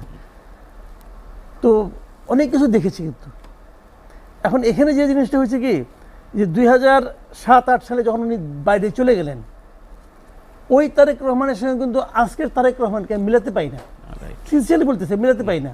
ওখানে যাওয়ার পরেও কিছুদিন কিন্তু উনি আগের গড্ডালিকে প্রবাহে গা ভাসিয়েছিলেন, কিন্তু রিসেন্টলি ওনার কথাবার্তা শুনে এবং আজকেও যা শুনলাম আমি কিন্তু অন্যরকম দেখি। কিন্তু এই যে পরিবর্তনটা ওনার মধ্যে দেখি, এই পরিবর্তনটাকে ওনার দলের মধ্যে দেখি। ওনার দলের যারা নেতা আছেন এদেরকেও তো আমি চিনি, এখন অনেকে বৃদ্ধ হয়ে গেছেন, তখন তরুণ ছিলেন, তাদের তখন থেকে আমি চিনি। তাদের মধ্যে কি কোনো পরিবর্তন হয়েছে? তারা তো এখনও সে ট্রেডিশনাল পলিটিক্সটাই করতেছেন। এখন এই ট্রেডিশনাল পলিটিক্সের মধ্যে এসে উনি কতটুকু ওনার মতো করতে পারবেন, এদেরকে মানে ওনার সঙ্গে মিলাতে পারবেন, এটা নিয়ে কিন্তু একটু আমার চিন্তা হয় মাঝে মাঝে। দেখা যায় ওনার যারা আছে দলের লোক, এরা কি ওনাকে অনুসরণ করতে পারবেন ঠিকঠাক মতো? আর যদি অনুসরণ করতে না পারেন তাহলে কি ওনার গতিটা কি বাধাগ্রস্ত হবে? এটাও কিন্তু একটা দেখার বিষয়, এটা প্রশ্নেরও বিষয়। হ্যাঁ, এবং যথার্থ আপনি বলেছেন। অসংখ্য ধন্যবাদ আপনাকে। আবার ফিরবো জনাব সালাউদ্দিন আহমেদ। ড্রাইভার ভালো কিন্তু গাড়ি যদি খারাপ হয়, এখন এই খারাপ গাড়িকে ভালো করবার উপায় কি? আপনি পরিবহনের বাংলাদেশের অন্যতম একজন পুরোধা, কি বলবেন আপনি? একটা যৌক্তিক কথা বলেছেন, যে রাষ্ট্রনায়ক হবে, যে দেশ পরিচালনা করবে, তাকে হতে হবে আদর্শবান এবং সৎ। যদি সে ড্রাইভার, আর যদি তার যাদেরকে দিয়ে বাস্তবায়ন করবেন, যেমন অন্যান্য যারা সবাই তারা হলো মনে করেন ভেহিকেলের কথা বলছে, তো ওইটা যদি সমানভাবে যদি কাজ না করে তাহলে ব্যর্থ হবে। হ্যাঁ, ভেহিকেল তো একটা সিম্বলিক, কিন্তু এটা যান্ত্রিক ত্রুটি থাকতে পারে। তো যান্ত্রিক ত্রুটি মানে প্রশাসনে ত্রুটি যদি থাকে, দলে ওই যে দল, ওই তো তাই তো দল প্রশাসন। আর আরেকটা জিনিস এখানে অত্যন্ত ইম্পর্টেন্ট, যেটা যে যেমন প্রশাসন, আইন শৃঙ্খলা রক্ষাকারী বাহিনী, আর্মি, পুলিশ, সব বাহিনী, তারা দলের এজেন্ডা বাস্তবায়ন করবে কেন? তারা তো নিরপেক্ষ থাকবে। তারা দেশের প্রজাতন্ত্রের কর্মচারী, কর্মকর্তা, তারা দেশ পরিচালনা করবে। তারা রাজনীতির দলীয় মুখপাত্র হতে পারবে না। এটা আগেও ছিল না। আগে কিন্তু যেই সময় এই সময় ছিল না। যখন বিসিএস পাশ করে তখন কিন্তু আমি অনেকগুলি তথ্য ইনফরমেশন আমি জানতাম। তো তখনকার সময় ছিল এই 15 বছরে যত বিসিএস পাশ করেছে তাদের দলীয় লোকদেরকে বেছে বেছে তাদেরকে পাশ করিয়েছে এবং তাদের থেকে অর্থনৈতিক সুবিধাও নেওয়া হয়েছে। অনেকে বলে যে রক্ত পরীক্ষা করে কনফার্ম করা ব্লাড হয়েছে, টেস্ট বলে, ব্লাড টেস্ট, সেটাও হয়েছে। তো সেই হিসাবে যদি আপনার এই ধরনের কর্মকাণ্ড হয়েছে, তো আমাদের আগামী দিনে যেই আসবে তারেক রহমান বা আগামী দিনে কোনো যেই রাজনৈতিক দল আসবে বা যেই আসুক রাষ্ট্র পরিচালনা করার জন্য তাকে অবশ্যই সেই সৎ অনেস্টি নিয়ে কাজ করতে হবে এবং তাদের যে প্রশাসনিক যে জটিলতা, তো ওই আগাছা সেগুলিকে আপনার যদি পরিষ্কার করে কাজ করতে হবে। যদি পরিষ্কার করে কাজ করে তাইলেই এটা তার যে স্বপ্ন দেখেছে সেই স্বপ্নটা বাস্তবায়ন অসম্ভব। চাই ববি হাজ্জাজ আপনার কাছে গণতান্ত্রিক ধারায় উত্তরণ, সামনে নির্বাচন, এই দুয়ের সমন্বয় করে আপনিও একজন প্রার্থী হচ্ছেন। এই বাস্তবতায় তারেক রহমান যে গণতান্ত্রিক এবং অন্তর্ভুক্তিমূলক বাংলাদেশের কথা বলেছেন, কি বলবেন? দেখেন, এখন বা আমাদের দেশের ভবিষ্যতের জন্য ভবিষ্যৎ স্থিতিশীলতা, উন্নয়ন বা ওভারঅল ভবিষ্যৎ ভালো কিছু দেখবার জন্য শীঘ্রই একটা স্বচ্ছ এবং আপনার ফেয়ার নির্বাচন অত্যন্ত গুরুত্বপূর্ণ। এবং এই কারণে একটা বড়, আমি মানে প্রথমবার বলার সময় বলছিলাম যে মানে জনাব তারেক রহমানের দেশে স্বদেশ প্রত্যাবর্তন, এটার সবচেয়ে বড় পজিটিভ সাইডটা হলো যে ইনশাআল্লাহ যেই জোয়ারটা আমরা দেখেছি আজকে, এই জোয়ারটা আমাদের জন্য আরও সহযোগী হবে দেশকে পুরোপুরিভাবে নির্বাচনমুখী করতে। কারণ আমরা দেখেছি ইতিমধ্যে অনেক ধরনের শক্তি এই নির্বাচনকে ভঙ্গুর করবার জন্য বা নির্বাচন প্রসেসটাকে প্রশ্নবিদ্ধ করবার জন্য প্রচেষ্টায় আছে। ইতিমধ্যে বোধহয় একটা মানে এই যে কি বলো না, বাংলাদেশ জামাত ইসলাম একটা এই মুহূর্তে তো অ্যাটলিস্ট একটা বড় দল, মানে আওয়ামী লীগের অবর্তমানে, এবং যেখানে জাতীয় পার্টিও মোটামুটি আর কি মৃতপ্রায়, সেই জায়গায় বাংলাদেশ জামাত ইসলাম একটা বড় দল। বাংলাদেশ জামাত ইসলাম ইতিমধ্যে তারা একটা বিশাল র্যালির ডাক দিয়েছেন ৩রা জানুয়ারি, মানে আর কয়েকদিন পরে ডাক দিয়েছেন। এবং গুঞ্জন, পরিষ্কার গুঞ্জন শুনতে পারছি আমরা রাজনৈতিক মহলে যে ওনারা তখন ৩ তারিখে ওনাদের ওই স্টেজ থেকে একটা ডাক দেবেন কোন একটা ডিম্যান্ড করে, যে এই ডিম্যান্ড যদি সরকার পূরণ না করতে পারে তাহলে তারা নির্বাচনে যাবে না। তো নির্বাচনে যাবে না মানে কি? মানে নির্বাচন আবার প্রলম্বিত করতে চেষ্টা করা বা প্রশ্নবিদ্ধ করতে চেষ্টা করা, মানে এমন একটা সময়। এবং আমরা এটাও দেখছি যে আরেকটা দল যেটা সরকারি পৃষ্ঠপোষকতায় তৈরি হয়েছে, এনসিপি, তারা গত 2-1 দিন ধরে ফুল আলোচনায় আছে জামাতের সাথে জোটবদ্ধ হবার। এবং জামাতের সাথে জোটবদ্ধ যদি হয় এবং তারপর জামাত যদি 3 তারিখে এরকম একটা ডিক্লারেশন দেয়, তাহলে আমি ধরে নিচ্ছি যে জোটের ডিক্লারেশন হবে। সো আপনি বুঝতে পারছেন যে অনেক বড় বড় রাজনৈতিক শক্তি, অরাজনৈতিক শক্তি তো আছেই, যেমন পতিত স্বৈরাচারের যে বাহিনীগুলো আছে তারা আপনার সন্ত্রাস করে বেড়াচ্ছে, যেগুলোর কথা প্রথমে বলেছিলাম, এই নির্বাচন বিলম্বিত করার জন্য। অনেক ধরনের হয়তো বিদেশি শক্তি, অনেক ধরনের সন্ত্রাসী শক্তি, মানে এক্সট্রিমিস্ট শক্তি, তারাও কাজ করে যাচ্ছে এই নির্বাচনকে প্রশ্নবিদ্ধ করার বা বানচাল করার। একই সাথে এখন সাবস্ট্যান্সিয়াল, মানে গত কয়েক মাস ধরে বা গত 14 মাস 10-12 মাস ধরে সরকার যেটা করেছে যে একই নিঃশ্বাসে বাংলাদেশ জাতীয়তাবাদী দল বিএনপি, বাংলাদেশ জামাত ইসলাম এবং এনসিপি 3টা দলকে একই নিঃশ্বাসে বারবার বলেছে। মানে আপনাদের প্রত্যেকটা নিউজে, টিভি চ্যানেল, নিউজ পেপার, সরকারি বিবৃতিতে, সব জায়গায় বিএনপি জামাত এনসিপি, বিএনপি জামাত এনসিপি, যেখানে এনসিপি মানে এখনো দল হিসেবে তৈরি হতে পেরেছে কিনা বলে আমি শিওর না, আর জামাত সাইজে বিএনপি থেকে ছোট। সো এই দুটো, তবুও এই দুটোকে যেহেতু এক করা হয়েছে, এই দুটো মিলে এখন বলছে তারা একটা সম্ভাবনা আছে 3 তারিখে বলবে তারা নির্বাচন নাও যেতে পারে। সেই যে এই ধরনের প্রচেষ্টাগুলোকে ব্যর্থ করে দেয়া, এই জায়গায় আজকের দিনটা এবং জনাব তারেক রহমানের নেতৃত্বে অনেক বড় অবদান রাখবে। অসংখ্য ধন্যবাদ আপনাকে মাসুদ কামাল। গণতান্ত্রিক ধারায় উত্তরণে আগামী নির্বাচন তো খুবই গুরুত্বপূর্ণ, সেই ক্ষেত্রে তারেক রহমানের এই আগমন নির্বাচনী কর্মযজ্ঞে কোনো প্রভাব ফেলবে বলে আপনি মনে করেন? অবশ্যই ফেলবে না মানে কি, ওনার দল তো একদিন নির্বাচনে আসলে বলতে গেলে বাইরেই ছিল। মানে ওনার দলের কোনো নির্বাচন, যেমন জামাতের খবর যতটুকু আমি জানি, তারা এরই মধ্যে কিন্তু 1 দফা মানুষের বাড়ি বাড়ি চলে গেছে। বিএনপি গেছে নাকি? বিএনপি যায় নাই। কিন্তু তারেক রহমানকে কিন্তু একটু পেছন থেকে শুরু করতে হবে। পেছন থেকে মানে কিভাবে, যে এক ধরনের ধরেন ওনার নিজের ইমেজকে, যে মানুষের যে প্রত্যাশা, সে প্রত্যাশার বাস্তবায়ন। আবার আরেক দিকে ওনার দলের কিছু তৃণমূল পর্যায়ে কিছু বদনাম হয়ে গেছে, চাঁদাবাজি, দখলদারি, এগুলির ব্যাপারে কিছু বদনাম হয়ে গেছে। সেই বদনামগুলি কিন্তু ওনাকেই পুনরুদ্ধার করতে হবে। উনি তো অনেকের বিরুদ্ধে প্রায় 15,000 নেতাকর্মীর বিরুদ্ধে অ্যাকশনও নিয়েছেন। এইগুলো হলো লোক দেখানো ভাই। সত্যি কথা বলতে কি, এটা নিয়ে আমি খুব একটা হ্যাপি না। কারণ 7,000 না 9,000 বিরুদ্ধে ই করছে, আবার তো পাইকারি হারে অনেকে আবার প্রত্যাহার করে নিয়েছে, অনেকে ফিরে আনছে। তুমি যাকে সিদ্ধান্ত করলা ভাই, যারা আপনি বাদ দিয়েছেন একবার, তারা এবার নিয়ে আসছেন কোন যুক্তিতে? কোনো যুক্তি আছে? বাদ দেওয়ার সময় আপনি যুক্তি দিচ্ছেন, এই কারণে বাদ দিয়েছি। আনার সময় কি যুক্তি দিলেন? তাই তো আপনি আনলেন। এর আনাতে তার ইমেজ কি বাড়ছে নাকি? দলের বাড়ে নাই। সে মনে করছে এই চোরকে আমার দরকার ভোটের জন্য, এটা মনে করে আনছে। এটা তার দুর্বলতা প্রকাশিত হয়েছে। এখন আবার থামছে, দেখি এখন আবার ওই পাইকারি হারে আমদানি হচ্ছে না। তো এগুলি কোনো কথা না। বিষয়টা হলো কি, যে আপনাকে আপনার দলে যে ক্ষতিটা আপনাকে করছে, সেটাকে আপনাকেই পুনরুদ্ধার করতে হবে। এই সমস্ত চ্যালেঞ্জ আমি যেটা বলতেছি, এটা উনি জানেন না তা না, উনি আমার চেয়ে ভালো জানেন। উনি দল চালান, উনি জানেন না। নিশ্চয়ই আমরা আগামীতে ওনার এমন কোনো কর্মপদ্ধতি দেখব, এমন কোনো কর্মকাণ্ড দেখব, যা দিয়ে উনি হয়তো এগুলি করবেন। তবে কীভাবে করবেন, ওই যে বললাম যে দলের মধ্যেও ভাই ঝামেলা আছে, ওনার দলের সেন্ট্রাল কমিটিতে ঝামেলা আছে। যারা ঢাকা ভিত্তিক যারা নেতা, এদের মধ্যে কি গ্রুপিং, সাব গ্রুপিং নাই? অনেকে আছে না, অনেক নেতা আছে, বিরাট বিরাট নেতা, কিন্তু তারে পছন্দ করে তার লোক, তার এলাকায় কোনো ভিত্তিই নাই, তারাই না নমিনেশন দেওয়ার জন্য তারা সুপারিশ করছে এবং নমিনেশন পাওয়াও দিছে। পাওয়ানোর বিনিময়ে তারা কী পাইছে এই আলোচনায় আমি না যাই আপাতত, কিন্তু দিছে তোরে ভাই। তো এগুলো কি হচ্ছে না? হচ্ছে, অনেক জায়গায় হচ্ছে। কার কি আত্মীয়, কে কত বড় ব্যবসায়ী, কে কত টাকা দিতে পারে, এগুলি হয় নাই বিএনপির এবার নমিনেশনে হয়েছে। নিচের সে নাম বলছে তারেক রহমানের, এটাও হয়েছে, ওনাকে দিতে হয়েছে। তো যে লোক পুরো দেশ পাচ্ছে, সে টাকা দিয়ে কী করবো? এটা হয় নাকি? কিন্তু এটা হয়েছে বদনাম। তো এখন এইভাবে তো চলছে। কাজে এই সমস্ত যে সমস্যাগুলো, এই সমস্যাগুলো থেকে ওনাকে বেরোতে হবে এবং এই বের হওয়ার কাজটা ওনাকেই করতে হবে। এটা মোটামুটি কঠিন কাজ। অসংখ্য ধন্যবাদ আপনাকে জনাব সালাউদ্দিন আহমেদ। আসলে তারেক রহমান এসছে, তিনি এদেশেরই সন্তান।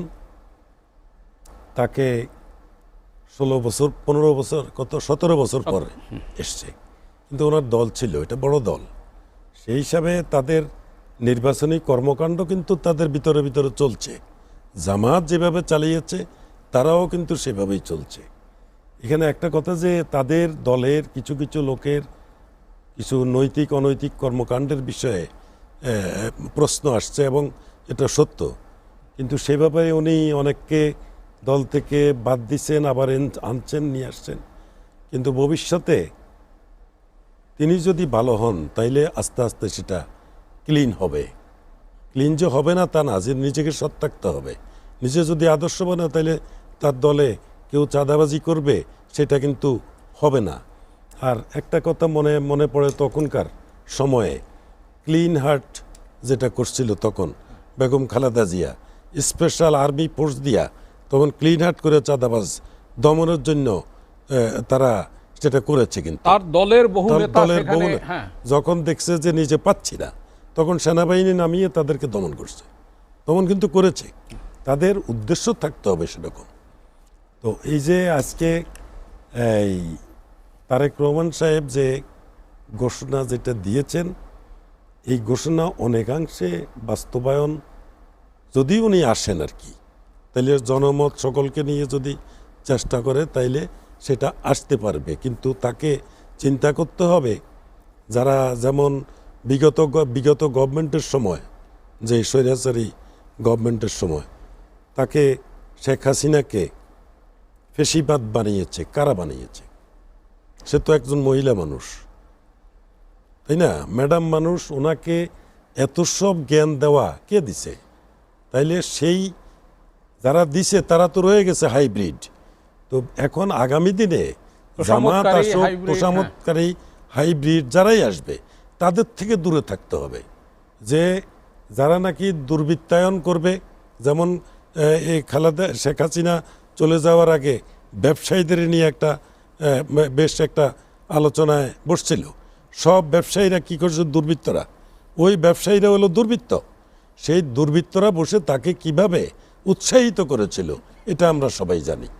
তো সুতরাং তারেক রহমান সাহেব আসছে, উনি ভবিষ্যতে ওনার দল বড়, আগের পুরনো দল, তিনবারের প্রধানমন্ত্রী ছিল ওনার আম্মা এবং তার ফাদার ছিল প্রেসিডেন্ট। সেই হিসাবে তাদের, আমি তো মনে করি তাদের চাওয়া পাওয়ার কিছু নাই। সে এক বাপের এখন দুই ভাইয়ের মধ্যে একই ছেলে, আর কেউ নেই। তো সুতরাং তাদের অনৈতিকতা শেখ হাসিনার মতো ওইভাবে যে রাক্ষস মনোভাবের তো নয়, এটা তো আমরা বিশ্বাস করি, মনে করি। তো সেইভাবে যদি উনি যদি চেষ্টা করে আর জনগণ যদি সহযোগিতা করে, তাইলে আমার মনে হয় অনেকাংশে আমরা তার যে ভিশন সেটা বোধহয় অনেকাংশে সাকসেসফুল হওয়া সম্ভব হবে যদি সে আসতে পারে। আর যেই আসুক, উনি না এসে যদি অন্য দলও আসুক, তারা মানে দুর্বৃত্তায়ন এবং মানুষের মানবাধিকার লঙ্ঘন যারা করে তাদেরকে সমাজ থেকে বিতাড়িত করতে হবে, না হইলে এটা সহজে তাদের বাস্তবায়ন করা সম্ভব হবে না। আপনার কাছে আর একটু ছোট্ট একটা প্রশ্ন করি। আইন শৃঙ্খলা পরিস্থিতি স্বাভাবিক রাখবার উপর খুবই গুরুত্ব আরোপ করেছেন জনাব তারেক রহমান। বিদ্যমান আইন শৃঙ্খলা পরিস্থিতি নিয়ে আপনি কি বলবেন? আইন শৃঙ্খলা তো স্বাভাবিক রাখতেই হবে, তবে এটাকে পরিবর্তন করে আপনাকে সেইভাবে আইন শৃঙ্খলা তৈরি করতে হবে। যেমন বিগত গভর্নমেন্টের পরে আমাদের তেমন কোনো লোকজন, তেমন কোনো পরিবর্তন হয়নি, তাদেরকে দিয়ে দৃশ্যপল করা হচ্ছে। এখানে বলা উচিত না, তবুও বলতেই হয়, যেহেতু আমরা গণমাধ্যম আমরা দেখেছি। বিগত এই সরকারের সময়ই তো দেখলাম যে বিভিন্ন সময়ে তাদেরকে আরো বিভিন্ন ম্যান্ডেট দিয়ে পুরস্কৃত করা হয়েছে, যেমন বিভিন্ন সময়ে। তো আমরা দেখছি যে এদের জন্য বিগত 15 বছরে পুলিশ ডিপার্টমেন্ট ধ্বংস করে ফেলেছে অনেক কিছু। এদের কারণেই কিন্তু মানবাধিকার লঙ্ঘিত হয়েছে, পুলিশ, বিডিআর আরো যারা আছে। আবার দেখা যায় যে তাদেরকেই আবার বিভিন্নভাবে পুরস্কৃত করা হয়েছে, ম্যান্ডেট দেওয়া হয়েছে।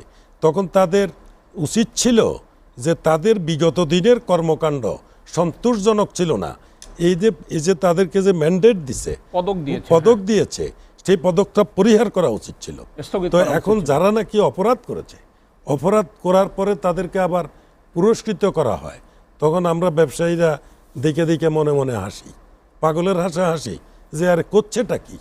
যাদেরকে সতর্ক করবে, সতর্ক না করে তাদেরকে আরো ম্যান্ডেট দেয়, তাইলে আমরা কিভাবে পরিবর্তন হব? যারা অপরাধ করেছে তাদেরকে তিরস্কার করতে হবে, এবং তাদেরকে তিরস্কার না করে পুরস্কৃত করা হলে অনেকাংশে ভুলে করুক, যাই হোক, যেভাবেই হোক, এদেরকে বাছাই করে ফেলতে হবে। এবং যে বিসিএস বিগত 15 বছরে যারা বিসিএস পাস করছে, তারা কি অরিজিনাল বিসিএস পাস? তার তো নয়। তো সেই জন্য যারা যুব সমাজের মধ্যে যারা লেখাপড়া শিখে ভালো পজিশনে যাওয়ার কথা, তারা অনেকাংশে তারা যেতে পারে নাই। আমরা আরেকটা দেখছি, আমরা যে 5ই অগাস্টের পরে আমাদের 3 দিন বা 4 দিন আমাদের সরকার ছিল না, আমাদের ছেলেপেলেরা সুন্দর দেশ পরিচালনা করছে, তাতে কোনো আইন শৃঙ্খলার কোনো অবনতি ঘটে নাই। এবং যেখানে ওই যে আপনার এই কাদের সাহেব যেটা বলছেন, ওবায়দুল কাদের, যে একদিন যেটা পতন হলেই 2 লক্ষ লোক প্রথম দিনেই মারা যাবে, কই একটা লোকও তো মারা যায়নি। তাইলে আমাদের ছাত্র সমাজ, যুব সমাজ, তাদেরকে তো কই একটা লোকটা তো ক্ষতি করে নাই। আবার কিছু কিছু সময় দেখা গেছে যে যাদেরকে ক্যান্টনমেন্টে আশ্রয় দেওয়া হয়েছে তারা কিন্তু এখন আর নেই, তারা পালিয়ে গেছে। আবার ওই সময় 3 দিনে যখন আমাদের যখন সরকার ছিল না, পুলিশ ছিল না, বিজেপি যখন কাজ করে নাই, তখন কিন্তু আমাদের ছাত্র যুব সমাজ রাস্তা পাহারা দিয়েছে, তখন কিন্তু কেউ কোনো দিকে মুভ করতে পারে অবনতি ঘটে নাই। আরেকটা কথা, প্রথম একটা গুঞ্জন উঠেছিল যে টাকা এগুলি অচল হবে বা এটারে ব্যান্ড করবে, হাজারি নোটটা, কিন্তু তারপরে আর ঘটে নাই। কেননা টাকা যেগুলি আগের দুর্বৃত্ত গভর্নমেন্টের সময় যেগুলি তারা লুটপাট করেছে, প্রশাসন সবাই, সে এখনও সেই টাকা অনেকগুলি ভিতরে আছে, যেগুলি পাটের গুদামের মতো টাকা আছে। এবং অনেকে আমাদের কাছে অফার পর্যন্ত এসছে, হাজার হাজার কোটি টাকা দিবে। হ্যাঁ, আমরা কিভাবে? তখন আমার আসছে, আমি যদিও বলতে পারি যে এখনও বাংলাদেশের ভিতরে বহু টাকা এইভাবে আপনার লুট হওয়া লুট হওয়া টাকা আছে, যারা কাজের নামে লুট। জি, তো সেগুলি অনেকাংশে তারা এই যে ইদানিংকালে সোনার দাম বেড়ে গেছে, অনেকাংশে এগুলি কিন্তু তারা এখন আস্তে আস্তে সেগুলি টাকা আস্তে আস্তে খরচ করে সোনা কিনে সেগুলি গুদামজাত করছে। যাই হোক, যেমনি হোক, এগুলি বলার অপেক্ষা রাখে না। আমরা গণমাধ্যম তো আমাদের কাছে অনেক তথ্য ইনফরমেশন আইন শৃঙ্খলা পরিস্থিতির উন্নতি করার তো কোনো বিকল্প নাই। বিকল্প নাই, এগুলিকে বাছাই করতে হবে। বাছাই করে যে দেশপ্রেমিক লোককে দিয়ে আপনার আইন শৃঙ্খলা তৈরি করতে হবে। যে কথাটা বলছে যে উনি একা, যেটা উনি ভীষণ, যেটা উনি ভেবেছিলেন সেটা পারা সম্ভব হবে যদি ওই মানের কিছু লোক তৈরি করতে পারেন, যারা নাকি মনে মনে দুর্বৃত্তায়নের চিন্তা করবে, তারপরে ওই যে আপনার হাইব্রিডের মতো বিভিন্ন রকমের ইয়ে করবে, তাদের মতো লোক দিয়া কাজ করতে পারবে না। আপনার কাছে ফিরব। আইন শৃঙ্খলা পরিস্থিতির বিষয়টি জনাব সালাউদ্দিন আহমেদ সাহেব একটু উত্থাপন করেছেন। আমরা যদি আরেকটু পিছনে ফিরে যাই, শরীফ ওসমান হাদিকে স্মরণ করে তার চাওয়াকে গুরুত্ব দেওয়ার কথা বলেছেন তারেক রহমান। একই সঙ্গে তিনি জুলাই অভ্যুত্থানের শহীদদের কথাও বলেছেন। তরুণ নেতৃত্বের প্রতি আস্থা রাখবার অঙ্গীকারও তিনি করেছেন। এই বাস্তবতায় আইন শৃঙ্খলা পরিস্থিতি সার্বিকভাবে আপনি কি মনে করেন? পরিস্থিতি নিয়ে তো ইতিমধ্যে আজকেও এই টেবিলে বসে আমরা সকলে কথা বলেছি। সালাউদ্দিন ভাই কয়েকবার কথা বললেন, আমি নিজে বলেছি, মাসুদ ভাই বলেছেন। আসলে আমরা সবাই বিচলিত দেশের আইন শৃঙ্খলা অবস্থা নিয়ে। শুধু, এবং একটা জিনিস সালাউদ্দিন ভাই খুব সুন্দর বলেছেন, শুধু আইন শৃঙ্খলা না, মানে সব জায়গায় আমরা শৃঙ্খলবিহীনভাবে চলছি এমন মনে হচ্ছে। মানে প্রত্যেকটা সরকারি দপ্তর, প্রত্যেকটা মন্ত্রণালয়, সব জায়গায় মানে আমরা শৃঙ্খলাবিহীনভাবে। নতুন উপদেষ্টারা কি করছেন আমরা এমন দেখেছি, তরুণ উপদেষ্টারা শত শত কোটি টাকা হিসাব নিকাশে উল্টোপাল্টা হচ্ছে। তারা বরাদ্দ যেভাবে দিচ্ছেন সেটাও একেবারেই মানে কোনো ধরনের নিয়ম বহির্ভূত। দেশে সব জায়গায় অরাজকতা। তো এই জায়গা থেকে আজকে জনাব তারেক রহমানের, ওনার আশা, ওনার সামনের নেতৃত্ব আসবে, কিন্তু উনি যে বক্তব্যগুলো রেখেছেন সেখানে আমি অ্যাটলিস্ট আমার জায়গা থেকে মনে করি যে আমরা আশাবাদী হতে পারি। কারণ উনি বলেছেন যে এই যে একটু আগে মাসুদ ভাই একটা মজার কথা, মানে উনি প্রেজেন্ট খুব মজাভাবে করেছিলেন, কিন্তু কথাটা সত্য, আমি ওনার কথা মানি, যে শুধু ড্রাইভার ভালো হলে হবে না, গাড়িটাও তো ভালো হতে হবে। তো আমরা দেখেছি যে জনাব তারেক রহমানের নেতৃত্বেই কিন্তু বিএনপি দলগতভাবে অনেক বড় বড় ভুল গত 14 মাসে আছে। মানে এগেন লোকাল নেতাকর্মী বলেন, সিনিয়র নেতাকর্মী বলেন, ভুল আছে। এগেন আমাদের অন্য কারোর ভুল নাই তা না, আমাদের সবারই ভুল আছে, বাট বিএনপি সবচেয়ে বড় দল এবং ভুলগুলো সবচেয়ে বড়, কিন্তু তাদের ভুলগুলো দেশ জাতিকে সবচেয়ে বেশি এফেক্ট করে। সো ওই জায়গা থেকে কিন্তু জনাব তারেক রহমানের বক্তব্য আজকে উনি পরিষ্কার করেছেন যে উনি ওই জায়গাগুলোতেও ক্যাপাসিটি, এবিলিটি, নিষ্ঠা, ইন্টেগ্রিটি, এগুলোকে বেশি মূল্যায়ন করবেন। এখন উনি বলেছেন, উনি না করা পর্যন্ত আমরা বুঝবো না বা দেখবো না, জানবো না, বাট আমি বিশ্বাস করি উনি যেটা বলেছেন উনি সেই পথেই হাঁটবেন। সো উনার দলের নেতৃত্বর জায়গাগুলোতেও উনি ওই যে ক্যাপাসিটি, এবিলিটি, ইন্টেগ্রিটি, এই জিনিসগুলো আরও খুব নেক নজরে দেখবেন। আর সেটা যদি হয় তাহলে আমি মনে করি যে নতুন সরকার আসলে, এবং যদি এগেন আমাদের জোটের জয় আসে নির্বাচনে, তাহলে আমাদের জোট সরকার পরিচালনায় আসলে জনাব তারেক রহমান যেভাবে ডিফাইন করেছেন জিনিসগুলো আজকে ওনার বক্তব্যে, তাতে আমরা আশাবাদী হতে পারি। অসংখ্য ধন্যবাদ আপনাকে। মাসুদ কামাল, আইন শৃঙ্খলা পরিস্থিতির বিষয়টি নিয়ে একটু আলোকপাত করবেন, আর জুলাই অভ্যুত্থানের চেতনায় দেশ গড়তে তারেক রহমানকে সবচেয়ে বেশি কোন দিকটায় গুরুত্ব দেওয়া উচিত বলে আপনি মনে করেন? আচ্ছা, জুলাই অভ্যুত্থানের চেতনা জিনিসটা কি বলেন তো? এই জিনিসটা আমার কাছে ক্লিয়ার না রে ভাই। ফ্যাসিজম ফিরে আসবে না, মুক্তিযুদ্ধের চেতনা কি এটাও বুঝি না। এখানে 3 জন লোক আছে না, 3 জন লোককে জিজ্ঞেস করুন তো মুক্তিযুদ্ধের চেতনা কি, 3 জন 3 কথা কব, যে যেভাবে বুঝে সে বলবে। জুলাই অভ্যুত্থানের চেতনা কথা বলে, শিবিরের কাছে জুলাই অভ্যুত্থানের চেতনা, এনসিপির কাছে জুলাই অভ্যুত্থানের চেতনা, এবি পার্টির কাছে জুলাই অভ্যুত্থানের চেতনা। আমি এই দলগুলো তো জুলাই অভ্যুত্থানের সঙ্গে ছিল, এমনকি বিএনপির কাছে জুলাই অভ্যুত্থানের চেতনা এক না। বাংলাদেশের সমস্যাটা কি জানেন? এমনকি এই যে জুলাই অভ্যুত্থানের বাইরে থাকা যে সরকার, এই সরকার কিন্তু জুলাই অভ্যুত্থানের বাইরে ছিল, এটা কিন্তু জুলাই অভ্যুত্থানের চেতনা সরকার না। এটা কারণ যদি জুলাই অভ্যুত্থানের চেতনা সরকার হইতো তাহলে তো জুলাই অভ্যুত্থানের সময় ঘরে বসে থাকতো না। এই সরকারের 20% লোক জুলাই অভ্যুত্থানের সঙ্গে ছিল, আর 80% লোক ঘরে ঘুমাইতেছিল।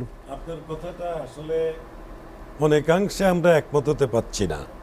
তার কারণ হলো জুলাই অভ্যুত্থানের যে চেতনা, এটা কিন্তু 15 বছরের পুঞ্জীভূত ক্ষোভের বহিঃপ্রকাশ। এটা যে শুধু ছাত্র জনতা জুলাইতে করেছে তা নয়, তারা এসছে হলো অরিজিনালি ওই যে আপনার এই কোটা, আরেকটা হলো শিক্ষকরা নেমেছে আসিফ নজরুল সহ তাদের ওই যে পেনশন, সার্বজনীন পেনশন স্কিমের বিষয়ে। তো কিন্তু এটা সারা দেশের পুঞ্জীভূত ক্ষোভের বহিঃপ্রকাশে সারা দেশের মানুষ একজোটে নেমেছে।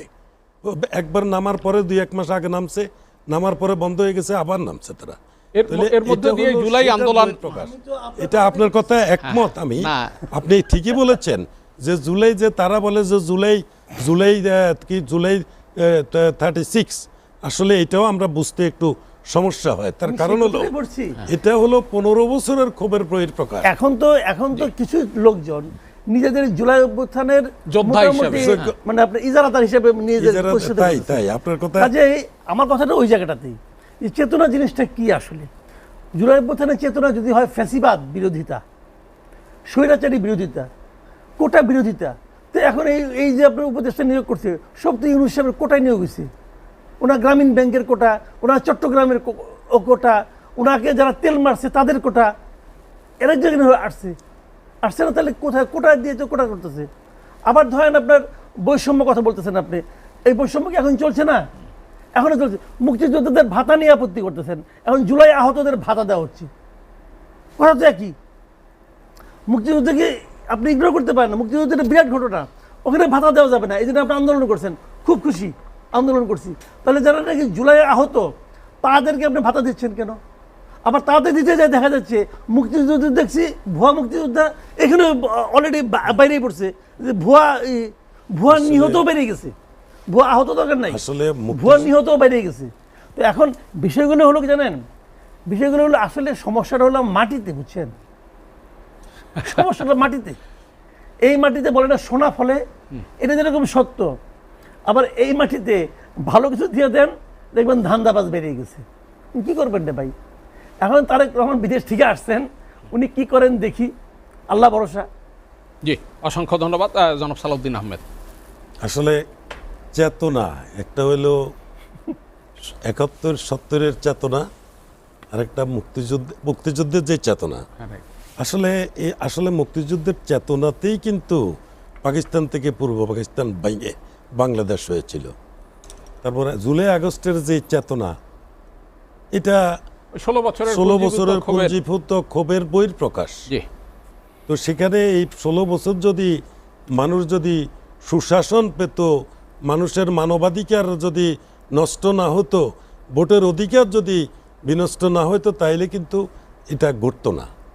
যেমন যেখানে চাকর বাকর থেকে শুরু করে রিক্সাওয়ালা এবং ভদ্রলোক সবাই একসাথে রাস্তায় নামছে, এবং ওই সময়ে বাংলাদেশে যে লোকসংখ্যা 16 কোটি মানুষের মধ্যে আমার মনে হয় 10 কোটি লোক রাস্তায় নামছে, শুধু ঢাকায় না, সারা দেশে। তো সুতরাং এটা হলো পুঞ্জীভূত ক্ষোভের বহিঃপ্রকাশে শেখ হাসিনা যেতে বাধ্য হয়েছে। যদি না যেত, তাকে যদি সুন্দরভাবে পার করে না দেওয়া হতো, তাইলে ওনার মাংসের টুকরো পাওয়া যেত না, এমন একটা পরিস্থিতি ছিল। তো এটাকে আমরা সামনে রেখে সামনের দিকে আমাদের যদি তারেক রহমান সাহেব যেটা বলেছেন, উনি যদি দেশকে সুন্দরভাবে যে চালাইতে হয়, এবং আগামী দিনে যারাই পাশ করে আসুক তাদেরকে এটা চিন্তা মাথায় রেখেই কাজ করতে হবে, যাতে নাকি তারা ফেসিবাদের পুনরাবৃত্তি না ঘটে। তো ফেসিবাদের পুনরাবৃত্তি না ঘটে, এটার জন্য তাদেরকে সেইভাবে তৈরি হতে হবে, এবং তাদের যে অনুসারী থাকবে তাদেরকে তৈরি করতে হবে, প্রশাসনকে ঢেলে সাজাইতে হবে, যে প্রশাসন, আইনশৃঙ্খলা রক্ষা বাহিনী, সব বাহিনীকে আপনার ঢেলে সাজানো উচিত হবে। আপনার মনে করেন ওই সময়ে আরও অনেকগুলি কথা আসে, আমরা তো ব্যবসায়ী মানুষ, আমরা অনেক সময় দেখি, যেমন বিডিআরকেও বিভিন্ন জায়গায় পদায়ন করে শহরে আনছে, শহরে বিভিন্ন জায়গায় সিও করে সীমান্ত, মূল কাজ হলো সীমান্ত, কিন্তু তাদেরকে শহরে। জি। আবার আরেকটা ধরবেন নৌবাহিনী, সাদা পোশাকের বাহিনী, এদেরকে সবসময় মানুষ সাদা হিসাবে ভালো জানে, কিন্তু সেই সাদা বাহিনীটাকে নৌবাহিনীর ওই যে কোস্ট গার্ড তাদেরকেও শহরে এনে হেডকোয়ার্টারে বানায়। তাহলে এই যে জিনিসটা আপনাকে ভেঙে চুরে আপনার তছনছ করে দেওয়া হয়েছে শেখ হাসিনার অনৈতিক কর্মকাণ্ড সাধনের জন্য, একটা পুলিশ ডিপার্টমেন্টকে ভেঙে বিভিন্নভাবে তছনছ করেছে এবং ওসি একটা থানাকে ভেঙে 3-4টা থানা করেছে। তো এই যে ব্যয়ভার, এই ব্যয়ভার কিসের উপর বর্তায়? এটা জনগণের সঞ্চিত, জনগণের ট্যাক্সের টাকার উপর বর্তায়, প্রজাতন্ত্রের অর্থের উপর বর্তায়। এবং প্রজাতন্ত্রের অর্থটা কোত্থেকে আসে? জনগণ থেকে আসবে। তো কাজেই আমাদেরকে যে ঘুরে দাঁড়াইতে হয় যে অর্থনৈতিক যেই বিষয়টা, যে আজকে কিছুদিন আগে 23,000 লোকের ওয়াসার ভিতরে 23,000 লোকের একবার বিজ্ঞাপন দেখেছি এবং আমরাও জানি যে 23,000 লোক ওয়াসা ডিপার্টমেন্টে প্রকৌশলী নেওয়া হয়েছে, চাকরি দেওয়া হয়েছে। তো আমরা হুট করে এক বছরে 23,000 লোকের কর্মসংস্থান করলাম। 23,000 লোকের বেতন ভাতাটা প্রতি মাসে প্রজাতন্ত্রের উপর দাঁড়ায়। এবং ওই যে 23,000 লোক কেন নেওয়া হলো? তাইলে কিছু সুবিধার জন্য নেওয়া হইলো? তাইলে এই যে মনে করেন 8-10,000 কোটি টাকা তারা সুবিধার জন্য অনেকেই ও দুর্বৃত্তরা যারা নাকি শেখ হাসিনাকে ফেসিবাদ বানিয়েছিল তাদের পরিকল্পনাই কিন্তু এটা হয়েছে, কিন্তু আদৌ এটা প্রয়োজন ছিল না। আজকে তারা তো টাকা বানাইবার জন্য অন্তর্বর্তীকালীন গভর্নমেন্টকে বিতর্কিত করার জন্য ফর্মুলাটা করেছে, কিন্তু তারপরে এগুলোর নিয়োগ দিল, নিয়োগের যে বেতন ভাতা দিই সেগুলি তো প্রজাতন্ত্রের জনগণের তহবিলের উপর পড়তে। তাহলে কি হলো? তাইলে আমাদের প্রজাতন্ত্রের খরচা বেড়ে গেল, যেখানে কমানোর কথা সেটা না কমিয়ে আরও বাড়ালো।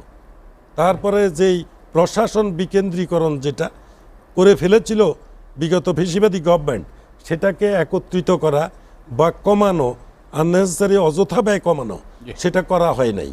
সেটা সামনে আমাদের পলিটিক্যাল গভর্নমেন্ট আসলে হয়তোবা যদি চিন্তা করে তারা করতে হবে, যদি না করে তাইলে কিন্তু তারা কাঙ্ক্ষিত সুফল তারা পাবে না। অসংখ্য ধন্যবাদ সালাউদ্দিন আহমেদ। ববি হাজ্জাজ, আমরা একদম শেষ মুহূর্তে একদম ছোট করে যদি আপনি একটু বলেন, তারেক রহমানের সামনে এখন মূল চ্যালেঞ্জগুলো কি? দেখেন জনাব তারেক রহমানের সামনে মূল challenge everything is a challenge. মানে দেশ প্রথমত 15.5 বছর আপনার স্বৈরাচারী একটা সরকার সব কিছু, শিক্ষা ব্যবস্থা থেকে শুরু করে ব্যাংকিং ব্যবস্থা ভঙ্গুর অবস্থা, 14 মাসে এটার কোনো কিছুর ইমপ্রুভমেন্ট হয় নাই। সো সবচেয়ে ছোট করে বলতে সব কিছুই চ্যালেঞ্জ। অসংখ্য ধন্যবাদ। মাসুদ কামাল, তারেক রহমানের সামনে মূল চ্যালেঞ্জ? শুনেন, তারেক রহমান সাহেব কিন্তু আজকের থেকে 1 বছর আগে আসতে পারতেন, আসেন নাই তো। কখন আসছেন? একদম নির্বাচনের সামনে আসছেন তো। তার মূল চ্যালেঞ্জ হলো নির্বাচনে তার দলকে নিয়ে ক্ষমতায় যাওয়া। এখন এইটা অর্জন করতে গেলে ওরা আরও অনেক চ্যালেঞ্জ আছে, ওইগুলো ক্ষুদ্র ক্ষুদ্র করতে হবে, কিন্তু মূল লক্ষ্য ওইটা। উনি যদি ভাবেন তো একটা হাইপোথেটিক্যালি উনি নির্বাচনে ওনার দল ক্ষমতায় গেল না, ওনার অবস্থাটা কী হবে রে ভাই? একবার খেয়াল করছেন? কাজে ওনার মূল চ্যালেঞ্জ হলো এটা, ওনার শয়নের স্বপ্নে একটাই কাজ, সেটি নির্বাচনের বৈতরণী পার হওয়া। অসংখ্য ধন্যবাদ আপনাকে জনাব সালাউদ্দিন আহমেদ। আরেকটা কথা হলো, যে কথাটা বললাম, দেশকে ভালো পথে নিতে গেলে আপনাদের ওই যে হাইব্রিড কিছু কিছু লোক যারা তাদেরকে প্রশাসনের পর্যায়ে চালাতে দিতে হবে। শুধু প্রশাসন না, কলেজ ইউনিভার্সিটি সবগুলো, তাদেরকে দেখা যায় বিভিন্ন সময়ে তারা নজরে পড়ার জন্য বিভিন্ন অনৈতিক কর্মকাণ্ড করে তারা সেখানে যায়।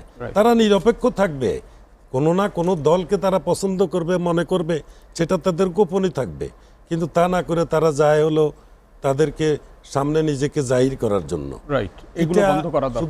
শুধু কলেজ ইউনিভার্সিটি ইত্যাদি নয়, প্রশাসনের লোকরাও তাদেরকে এইখান থেকে অনেক দূরে রাখতে হবে। তাদেরকে প্রশাসনের গতিতে চলতে দিতে হবে, তাদেরকে রাজনীতির মধ্যে আনা যাবে না। তারেক রহমানের সামনে মূল চ্যালেঞ্জটা কি বলে মনে করেন? মাসুদ কামাল বলছেন নির্বাচনটাই তার মূল চ্যালেঞ্জ। অনেকাংশে তাই। যদি নির্বাচন যদি সুষ্ঠু হয়, যেই আসুক আসবে, তবে নির্বাচনী ধারাটাকে অব্যাহত রাখতে হবে। কেননা আগামী দিনে যদি দেশের ভালো যদি করতে হয়, তাইলে যে কোনো আপনার পলিটিক্যাল গভর্নমেন্ট ছাড়া এই অন্তর্বর্তীকালীন গভর্নমেন্ট দিয়ে এটা সম্ভব নয়। এটা অবশ্যই একটা পলিটিক্যাল জনগণের নির্বাচিত প্রতিনিধিকেই দেশ পরিচালনার দায় নিতে হবে। তো এটা আমি মনে করি এটা বোধহয় হওয়া সম্ভব। যেভাবে হতে যাচ্ছে আমরা অনেকটা আশাবাদী। যদি না হয় তাইলে দেশের আরো অনেক ক্ষতি হবে।